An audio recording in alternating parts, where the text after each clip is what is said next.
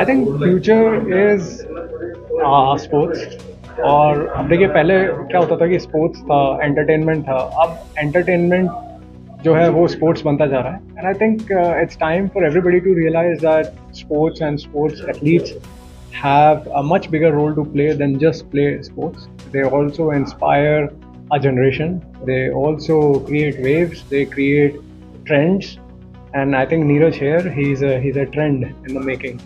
जो बड़ी बड़ी कंपनी उन लोगों को पार्ट बनना चाहिए किसी भी ऐसे खिलाड़ी का जो ऐसे खेल खेल रहा है। बहुत खतरनाक खेल होता है। हमारा एक बार इंजरी होगी तो उसके बाद दोबारा शायद एक साथ 2 साल तक परफॉर्मेंस। जो स्पॉन्सरशिप हमारे पास आती है, खिलाड़ियों के पास आती है, वो हम डाइट में इन्वेस्ट कर सकते हैं, अपनी चीज़ों पे इन्वेस्ट कर सकते हैं और उसके बाद ही तो खेला जाएगा। कुछ खाएंगे नहीं तो कैसे खेलेंगे। बट अगर मैं बोलूँ कि अब मैं खाने के पैसे भी नहीं है मेरे पास, वो तो गलत है। बट हाँ, पैसा बहुत इंपॉर्टेंट है, स्पॉन्सरशिप बहुत ज़्यादा इंपॉर्टेंट है, क्योंकि अगर जब तक स्पॉन्सर्स नहीं होंगे तो हम उठ नहीं पाएंगे कभी भी, लोग हमें जान नहीं पाएंगे कभी भी। शायद अपने देश का जो क्रिकेट सबसे बड़ा खेल है वो भी इतने बड़े स्टेडियम में बहुत ही कम हुआ होगा। मुझे पता भी नहीं है कि इंडिया में कितने सिटी के स्टेडियम है, मेरे को पता भी नहीं है सबसे।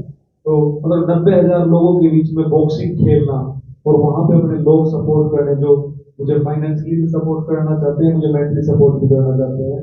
और ये कल्चर इंडिया में आना चाहिए कि इंडिया में बॉक्सर्स के पास, एमएमए फाइटर्स के पास, रेसलर्स के पास स्पॉन्सर्स होने चाहिए, क्योंकि यूएस में ये कल्चर है। उनको बता दूं, जब मैंने लास्ट ईयर फाइट की थी मार्च में, लगभग 1.5 साल पहले, मैं 63 kg में खेला था और अपनी बारी मैंने 74 kg फाइट में वेट किया था। फाइट से पहले जितना मैंने वेट किया था, जो सबसे बड़ा चैलेंज था मेरे लिए इस फाइट में वेट बढ़ाना था, वेट गेन करना था। क्योंकि मैं अपने वेट से, जो वेट में मैं खेलता था, उससे लगभग 7-8 kg वेट बढ़ा के मेरे को ये करना था। तो स्पॉन्सरशिप तो बाद में आई बहुत चीज। जेसी वाई से मेरी पहले ही बात हुई थी कि मुझे वेट गेन करना है और ऐसा वेट गेन करना है जिसमें मैं फिट लगूं, किसी को पता नहीं लगे कि मैंने वेट गेन किया। तो मैं ये कल्चर लेके आना चाहता हूँ और इस कल्चर की शुरुआत हो चुकी है और लोगों को मेरे थ्रू पता चल रहा है और ये मेरी जर्नी की शुरुआत है। इतने बड़े इवेंट में खेल लिया, मतलब कि मेरे लिए बहुत बड़ी चीज है। मैं अब मर भी जाऊं, मेरे को इस बात का गम नहीं होगा कि मैंने बॉक्सिंग शुरू की थी और मैं कुछ कर नहीं पाया। सच बता रहा हूँ आप लोगों को, बॉक्सिंग एक ऐसा खेल है जहाँ पे आपको फिजिकली और मेंटली दोनों तरह तगड़ा होना पड़ता है। और जो अपनी आने वाली जनरेशन है, कोई वीक भी होंगे, कोई मेंटली वीक भी होंगे, मैं चाहता हूँ कि ये खेल हर घर में हो, क्योंकि ये मैं भी बहुत कमजोर था बचपन में।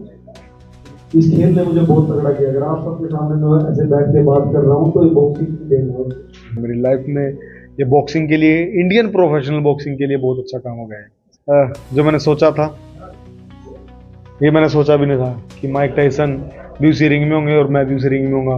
वो भी उसी प्रेस कॉन्फ्रेंस में बैठे होंगे, मैं भी उसी प्रेस कॉन्फ्रेंस में बैठा हूँ।